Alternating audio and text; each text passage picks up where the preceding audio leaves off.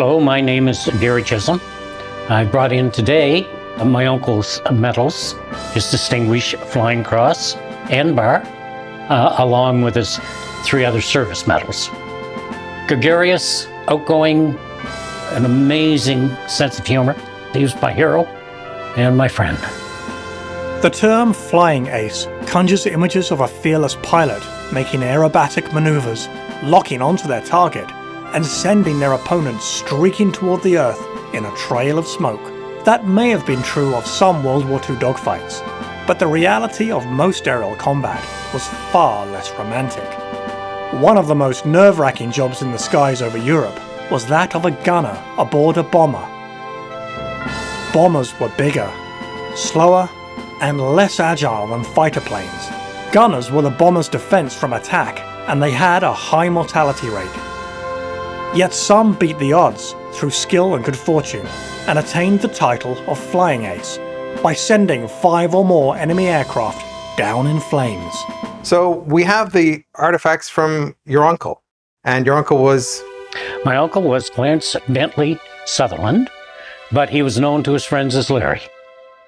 He was a 23-year-old farm boy from East Mountain, Nova Scotia. We've got his actual logbook that he recorded his missions and his operations on, and his medals. And the medals here are pretty special because we're seeing an example of a DFC, a Distinguished Flying Cross, with a bar.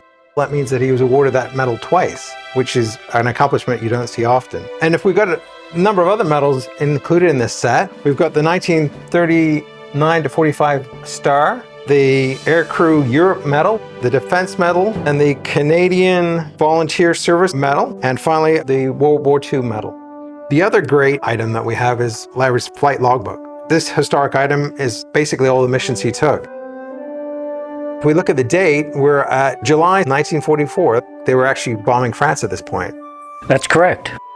So this is post-D-Day. We're bombing the French coastline, supporting the Canadian troops on the ground, and the British Army as they move across Normandy. We've written down, shot down ME-109, shot down FW-1A, shot down Ju-88, attacked 5 times. And if we look at the combat report, we can actually see that the battle that they had with these aircraft was actually a rolling battle. As they came back across the channel, the first aircraft they shot down was at 1:01, the next one was at 1:37, and then the final aircraft was at 2:02 in the morning. So Larry was basically a farm boy from Nova Scotia. He joined the RCF, was trained in Canada. What motivated him to join? Larry was a natural marksman. He could light matches with a .22 rifle. Just an extraordinary shot. So he went down to Toronto to apply, and they turned him down because he had what is known now as Duane syndrome. His left eye wouldn't move right or left or up and down. Other than that, he had terrific vision in the eye. So 7 times, actually 6 times, and on the 7th time, he went to the major in charge of recruitment. And he said, I would think that, prerequisite an air gunner is to be able to shoot. I could shoot. And if you want, I'll bring in my .22 and I'll show you. He was accepted into the Air Force at that time.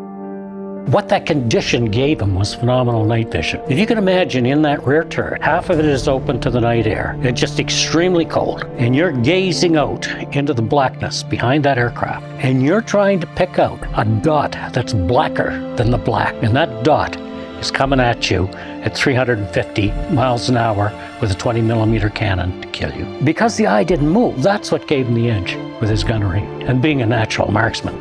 Let's talk about Larry's tour. What was it actually like? It's very, very difficult to describe the courage that it took for any member of that aircrew that climb on that aircraft. In the early days, life expectancy was 4 missions.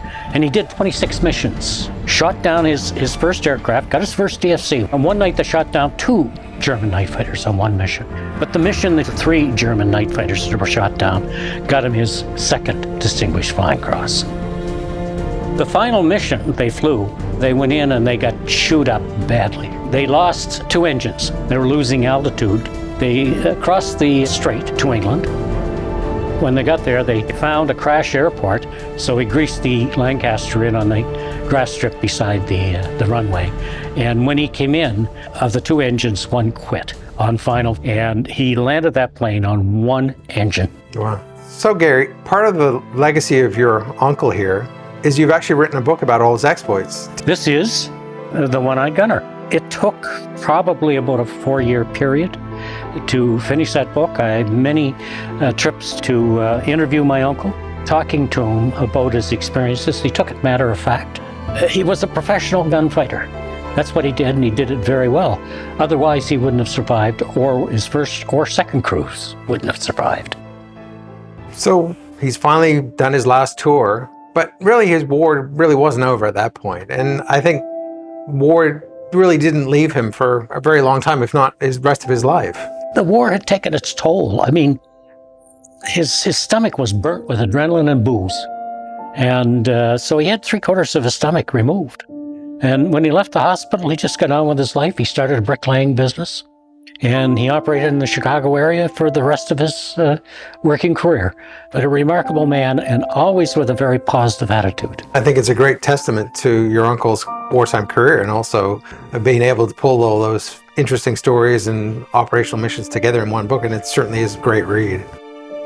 There was very little known about my uncle because he served with an English squadron. So I wanted my uncle recognized. And he, in fact, was Canada's top heavy bomber air gunner ace. From a Lancaster, that's highly unusual. In fact, there were only 3 of them in the history of Bomber Command. So the logbook, the collection, what's the future? In my museum, we would love to have this example. It's a great Nova Scotian story. It's part of our mandate to tell the story of Atlantic Canadians, and particularly Nova Scotians, who did something extraordinary. In this case, your uncle did. I want them to be on open display, not in a back room somewhere shuffled away and gathering dust, because Clarence Bentley Sutherland is a national Canadian hero who was never recognized for what he achieved and what he did, like many other heroes of the Second World War. Absolutely, and that's part of the whole process. And Yeah. obviously today, in presenting the audience and with the book, has certainly highlighted the story of Larry. And I appreciate, Gary, you bringing that to us, and I really appreciate you discussing it with us today. Well, thank you very much. The thing that stood out most was Gary's passion for his uncle and telling the story, but also being able to show that story through his medals, through his logbook, of being able to touch and feel those pages that Larry wrote his missions on, and his success shooting down Luftwaffe aircraft. That is something you don't see every day. It's so nice to interact with people that have a passion for our heroes. There's so many veterans that came back that got little recognition for what they did. And for me, that's a shame. But we have to remember their sacrifice, so that hopefully we don't do it again.